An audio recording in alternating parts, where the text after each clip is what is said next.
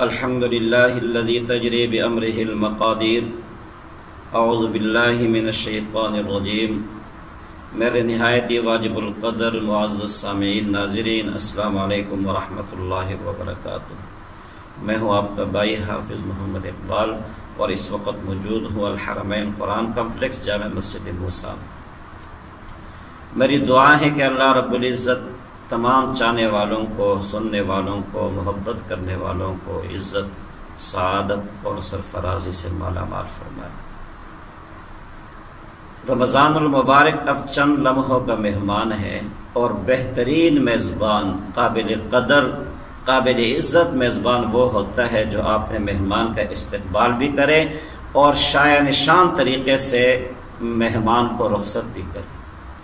جس طرح ہم نے رمضان کا استقبال کیا، تلاوت کے ساتھ، تراویح کے ساتھ، قرآن پڑھنے اور پڑھانے کے ساتھ، ذکر و اذکار اور درود شریف کے ساتھ، دعاؤں کے ساتھ ہم نے رمضان کا استقبال کیا، تو اب حق یہ ہے کہ اس حال میں ہم اس مہمان کو رخصت کریں کہ ہماری دل کی دنیا بھی تبدیل ہو چکی ہو، ہمارے گناہ بھی معاف ہو چکے ہو اور ہمارا دل بھی صاف اور شفاف ہو چکا ہو کینے سے، بغض سے، انتقام کی آگ سے اور نفرتوں سے۔ یہ رمضان کو رخصت کرنے کا حق ہے۔ حضور آقا صلی اللہ علیہ وسلم نے فرمایا کہ وہ آدمی تباہ ہو جائے، ہلاک ہو جائے جس پر رمضان کا پورا مہینہ گزر جائے اور اس کی مغفرت نہ۔ آج 29ویں رات ہے، ہمارے پاس آج کی رات بھی ہے، ہو سکتا ہے کل کی رات بھی مل جائے، کل کا دن ہمارے پاس ہے اور مایوس ہونے کی ضرورت نہیں ہے۔ اللہ رب العزت اپنے بندوں کو معاف کرنے میں دیر نہیں لگاتے۔ لوگ کہتے ہیں نا اللہ ناراض ہے، یہ بہت بری بات ہے۔ اللہ نہیں ناراض ہوتے، بندے اللہ سے ناراض ہیں، بندے اللہ سے کٹے ہوئے ہیں۔ جس دن بندے کو یہ بات سمجھ آ گئی اور ایک قدم آپ نے رب کی طرف اٹھا دیا، جس لمحے اٹھا دیا، اللہ رب العزت اسی لمحے آپ نے بندے کو معاف فرما دیں گے۔ اور صرف معاف نہیں فرمائیں گے بلکہ اعمال نامے میں جتنے گناہ ہیں اللہ رب العزت ان گناہوں کو نیکیوں سے تبدیل کر دیں گے۔ اتنے قدردان رب ہے جس نے ہمیں یہ مہینہ عطا فرمایا، تو اس مہینے کو ہم اس طریقے سے رخصت کریں کہ ہماری مغفرت ہو چکی ہو۔ کتنا بد نصیب ہوگا وہ آدمی کہ اس مغفرت عامہ میں بھی وہ اپنی مغفرت نہ کرا سکے۔ حضور آقا صلی اللہ علیہ وسلم فرمایا کہ رمضان میں ہر روز اللہ رب العزت اپنے بندوں کو معاف فرماتے ہیں۔ کتنے بندوں کو؟ بنی کلب کے بکریوں کے بالوں کے برابر۔ بنو کلب ایک قبیلہ ہے اور اس قبیلے کے پاس ہر گھر میں ہر آدمی کے 1000، 1500، 2000 بکریاں ہوتی تھی۔ علماء نے لکھا ہے جب وہ چراگاہ میں چھوڑتے تو وادی سفید ہو جاتا۔ ایک بکری پر کتنے بال ہوتے ہیں؟ پھر 1000، پھر 2000، پھر 5، 10,000 بکریوں پر کتنے بال ہوں گے۔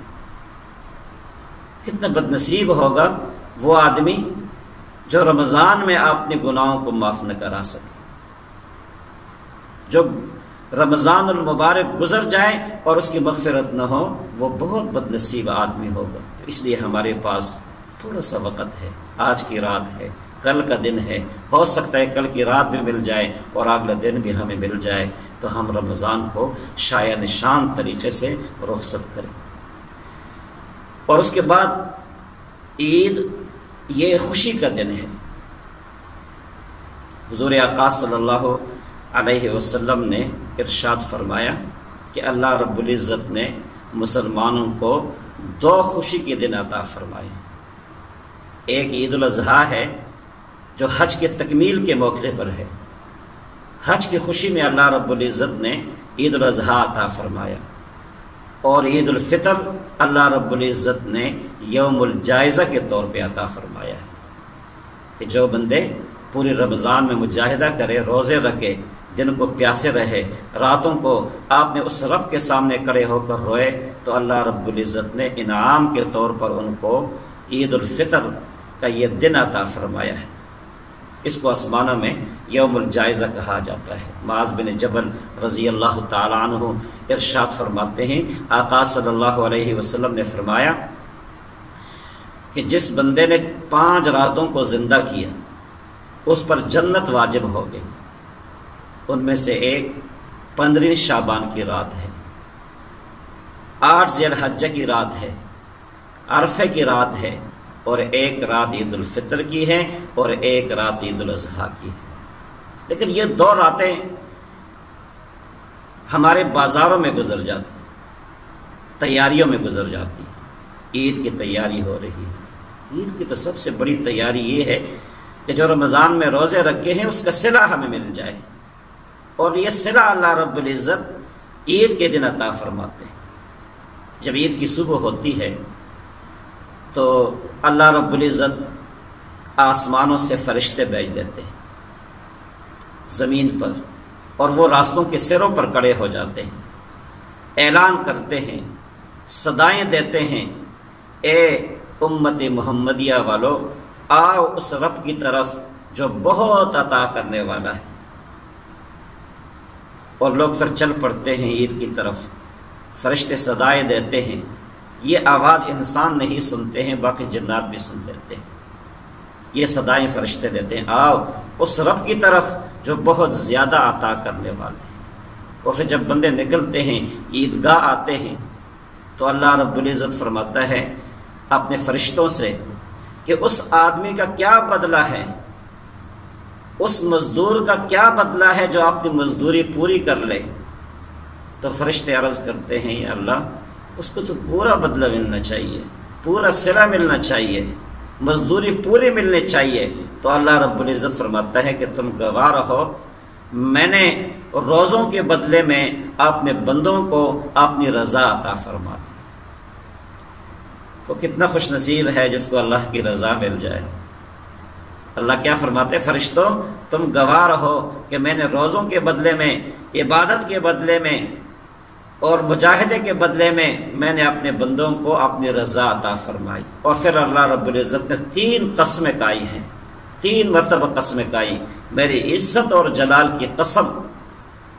ایک قسم، میری عزت اور جلال کی قسم، آج اس مجمع میں عید کی نماز میں جتنے لوگ موجود ہیں، جو کچھ یہ مانگیں گے دنیا کے بارے میں، آخرت کے بارے میں، تو میں اس کو قبول کروں گا۔ آخرت کے بارے میں جو کچھ مانگیں گے میں ان کو عطا کروں گا، اور دنیا کے معاملے میں جو کچھ مانگیں گے میں ان کی مصلحت کو دیکھوں گا۔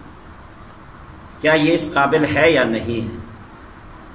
جو کچھ بندہ مانگے اللہ عطا کرے تو دنیا کا نظام بگڑ جائے گا۔ تو اللہ نے کیا قسم اٹھائی، میری عزت اور جلال کی قسم، اس مجمع میں جو آدمی جو کچھ مانگے گا، جو کچھ مانگے گا آخرت کے متعلق میں اس کو عطا کروں گا، اور دنیا کے معاملے میں میں ان کی مصلحت کو دیکھوں گا۔ اور دوبارہ قسم اٹھائی، میرے عزت اور جلال کی قسم، جب تک میرے بندے مجھے راضی رکھیں گے، میرا خیال رکھیں گے، میں ان کی ستاری کرتا رہوں گا، میں ان کے گناہوں کو چھپائے رکھوں گا، ستاری کی چادر ان پر دراز کروں گا۔ اور پھر تیسری قسم اٹھائی، میرے عزت اور جلال کی قسم، جب تک یہ میرا خیال رکھیں گے میں دشمن کے سامنے ان کو رسوا نہیں کروں گا، دشمن کے سامنے ان کو کمزور نہیں کروں گا۔ تو یہ 3 قسمیں اللہ رب العزت نے عید کے دن کے بارے میں یہ اپنے بندوں کے لیے اٹھائی ہے۔ اور یہ دیکھو، کسی چیز کی قسم اٹھانے کا مطلب کیا ہوتا ہے، کسی کو یقین دلانا ہوتا ہے۔ جب آپ کسی کو بات بتاتے ہیں وہ نہیں مانتا یا ماننے پر دل آمادہ نہیں ہوتا تو آپ قسم اٹھاتے ہیں ان کو یقین دلانے کے لیے۔ تو اللہ رب العزت نے 3 قسمیں اٹھائی ہے۔ تو اس لیے ایک تو عید کے رات کو قیمتی بنو، اس کو زندہ کرو، عام طور پہ لوگ اس سے غافل ہوتے ہیں۔ اور دوسری بات یہ ہے کہ عید کی نماز کے لیے اس مجمع میں جو کچھ اللہ سے مانگو گے اللہ عطا کرے گا، آخرت جو کچھ مانگو گے اللہ دیں گے، اور دنیا کے معاملے میں اللہ رب العزت نے ہماری مصلحت کو دیکھنی ہے، اور جب تک ہم اللہ کو راضی کریں گے اللہ رب العزت ہمیں دشمن کے سامنے رسوا نہیں کریں گے۔ تو میرے دوستو، یہ آخری عشرہ ہے، اور آخری عشرے کے آخری لمحات ہے، ایک دن ہمارے پاس باقی ہے، اور یہ عشرہ بھی جہنم سے خلاصی کا عشرہ ہے۔ کس جہنم سے؟ حضور آقا صلی اللہ علیہ وسلم نے فرمایا کہ اللہ رب العزت نے جہنم کو پیدا کیا، پھر جہنم کی آگ کو 1000 سال جلایا، 1000 سال، یہاں تک کہ آگ کے شعلے سرخ ہو گئے، رنگ سرخ ہو گیا، پھر 1000 سال دوبارہ جلایا اس کو، پھر جہنم کا رنگ زرد ہو گیا، پھر 1000 سال مزید جلایا تو جہنم کا رنگ سیاہ ہو گیا۔ اب نہ اس کی آگ بجھتی ہے اور نہ کم ہوتی ہے، نہ ان کے انگارے کم ہوتے ہیں۔ تو 3000 سال تک اللہ رب العزت نے اس آگ کو جلایا، 3000 سال تک۔ اور دنیا کی آگ کو دیکھے، ایک مرتبہ آقا صلی اللہ علیہ وسلم نے فرمایا کہ اللہ رب العزت نے جبریل سے کہا کہ جاؤ جہنم سے تھوڑا سا آگ لے آنا، تاکہ آدم علیہ السلام کے لیے دنیا میں آگ کا انتظام ہو سکے۔ تو جبریل گئے اور جہنم کا چوکیدار اور دروغے سے کہا کہ آگ چاہیے۔ تو دروغے نے پوچھا کہ کتنا آگ چاہیے؟ ایک کھجور کے برابر جبریل نے فرمایا۔ تو جہنم کے دروغے نے کہا کہ اگر ایک کھجور کے برابر آگ لے کر جاؤ گے تو آسمان اور زمین پگھل جائیں گے، اتنی تیز آگ ہے۔ تو جبریل نے فرمایا گٹلی کے برابر دے دیں۔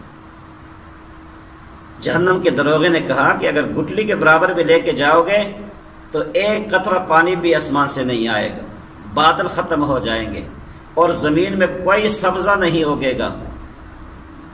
پھر جبریل نے عرض کی اللہ کتنے آگ لے آئے ہو؟ تو اللہ نے حکم دیا ایک ذرہ برابر، ایک ذرہ معمولی سا آگ لے آنا۔ وہ معمولی سے آگ کو لا کر اللہ رب العزت نے 70 مرتبہ اس کو غوطہ دیا، سمندر میں اس کو غوطہ دیا، پانی میں اس کو ٹھنڈا کیا، اور ٹھنڈا کرنے کے بعد اس کو ایک پہاڑ پہ رکھ دیا تو اس کی تپش سے پہاڑ پگھل گئے، دھواں اٹھ گیا، دھوئیں کو وہاں کے پتھروں نے جذب کر لیا، اور اس کے بعد اس ذرے کو اٹھایا اور پھر واپس جہنم میں پھینک دیا۔ یہ وہ آگ ہے دنیا میں جس میں ایک لمحہ جس کے انگارے کو ہم اپنے ہاتھ میں نہیں رکھ سکتے ہیں۔ تو دوستو، اس آگ سے پناہ مانگو کہ اللہ رب العزت ہمیں اس آگ سے محفوظ فرمائے جس کا ایک ذرہ بھی دنیا میں آیا تو پہاڑ پگھل گئے، اور اس ذرے کے جو آثار ہیں، جو دھوئیں کے آثار ہیں، اس سے جو انگارہ بنا ہے وہ ہم اپنے ہاتھ میں نہیں رکھ سکتے۔ اگر کسی جگہ پھینک دے تو عمارت جل جائے۔ اس آگ سے پناہ مانگو۔ اللہ ہم سب کو عمل کرنے کی توفیق عطا فرمائے، اور جب ہمارا ایمان ہوگا، ایمان کامل ہوگا، ایمان کی روشنی ہوگی، تو پھر یہ آگ کیا ہے؟ علماء نے لکھا ہے کہ جب مسلمان پل صراط پہ گزریں گے تو جس جگہ آگ ہے، آگ کے اوپر سے گزریں گے، جب مومن گزرے گا تو جہنم پناہ مانگے گی۔ مومن کی ایمان کی روشنی سے اور اس کی حلاوت سے کہ جہاں سے مومن گزرے گا جہنم کی آگ ٹھنڈی ہوگی۔ اللہ رب العزت نے مومن کو اتنی روحانیت دی ہے، اتنی طاقت دی ہے، بشرط ہے کہ کوئی مومن اس طاقت کو حاصل کرے، اس طاقت سے فائدہ اٹھائے۔ تو اللہ ہم سب کو اس مبارک گھڑیوں کو پر نور بنانے کی توفیق عطا فرمائے۔ آج 29ویں رات ہے، کل آخری دن ہے، ہو سکتا ہے کہ اگلا دن بھی ہمیں مل جائے، کل کی رات بھی مل جائے، اس کو قیمتی بنائیں۔ جزاکم اللہ خیر۔